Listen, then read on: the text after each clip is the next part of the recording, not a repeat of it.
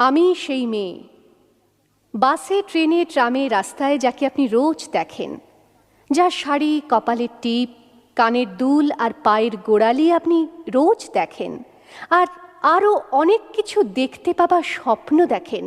স্বপ্নে যাকে ইচ্ছে মতন দেখেন, আমি সেই মেয়ে।